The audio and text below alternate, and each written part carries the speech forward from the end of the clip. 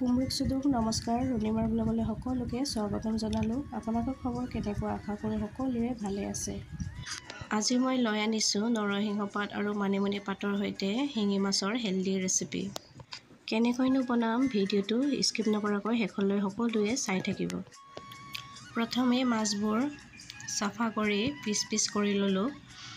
লগত পিঁয়াজ, কেঁচা জলকীয়া, আদা, নহৰু ভালকৈ চাফা কৰি ল'লোঁ। শিঙি মাছ আপোনালোকে কেনেকৈ ৰান্ধি খাই ভাল পায় জনাবচোন। নৰসিংহ পাত আৰু মানিমুনি পাত ঔষধি গুণ বহুতো আছে, যেনে হিমোগ্ল'বিন কম হ'লে ডায়েবেটিছ ৰোগৰ কাৰণে ভাল, কটা চিঙা আৰু চুলি সৰা ইত্যাদি। মাজে মাজে খাব লাগে, আমাৰ স্বাস্থ্যৰ কাৰণে উপকৃত হয়। মাছকেইটা ফ্ৰাই কৰাৰ আগত হালধি আধা চামুচ, নিমখ আধা চামুচ দি সানি ল'ব, যাতে হালধি আৰু নিমখ মাছৰ ভিতৰত ভালদৰে সোমায়।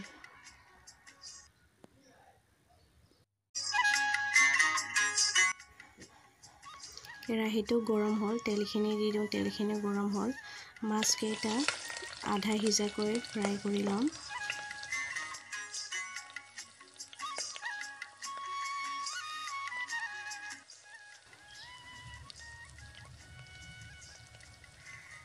আৰু গোটেই মাছবোৰ ফ্ৰাই কৰি লওঁ। ফ্ৰাই কৰি হৈ গ'ল, এয়া চাওক। নৰসিংহ পাত আৰু মানিমুনিৰ পাত, কেঁচা জলকীয়া, আদা, নহৰু, পানী অলপ দি গোটেইকেইটা মিক্সিত গুড়ি কৰি ল'ব। আৰু আপোনালোকৰ তাত গৰম কেনেকুৱা পৰিছে জনাবচোন। আমাৰ ইয়াত কিন্তু খুব গৰম পৰিছে।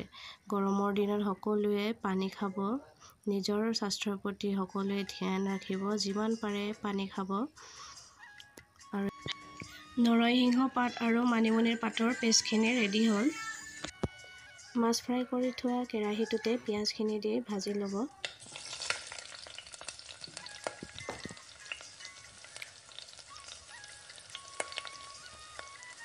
নিমখ আধা চামুচ, হালধি আধা চামুচ,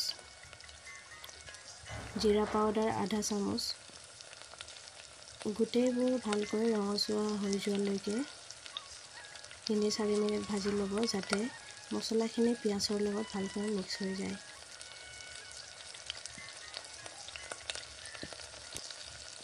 নৰসিংহ আৰু মানিমুনিৰ পেষ্টখিনি দি দিব। এই আঞ্জাখন এনেদৰে আপোনালোকে এবাৰ বনাই খাই চাব, স্বাস্থ্যৰ বাবে বহুত উপকৃত হয় আৰু খাবলৈও বহুত ভাল হয়।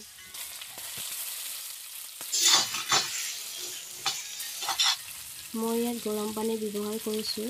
গোটেইখিনি ভালদৰে লৰাই ঢাকন দি উতলিব দিব।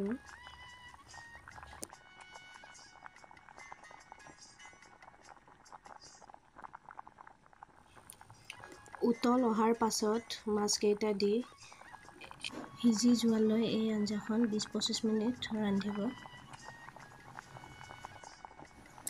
এয়া হৈ গ'ল মোৰ নৰসিংহ পাত আৰু মানিমুনি পাতৰ সৈতে শিঙি মাছৰ আঞ্জাখন। এয়া চাওক, কালাৰো চেঞ্জ হৈছে, বহুত ধুনীয়া হৈছে কালাৰটো, দেখিছেনে? অলপ ব্ৰাউন কালাৰ হৈ গৈছে। এইদৰে বনাই গৰম ভাতৰ লগত খালে একোৱেই নালাগে, নহয় জানো? আপোনালোকেও ঘৰত বনাই চাব আৰু খাই কেনেকুৱা পায় কমেণ্ট কৰি জনাব নাপাহৰিব। শেষত ভিডিঅ'টো চাই কেনেকুৱা পালে কমেণ্ট কৰি জনাবচোন। যিসকল ভিউৱাৰ্ছে নতুনকৈ চাই আছে মোৰ ভিডিঅ'টো ছাবস্ক্ৰাইব কৰিব নাপাহৰে যেন, লগতে বেল আইকনটো প্ৰেছ কৰি অল কৰি দিব, আহিব লগা নটিফিকেশ্যনবোৰ সকলোতকৈ আগত পাব।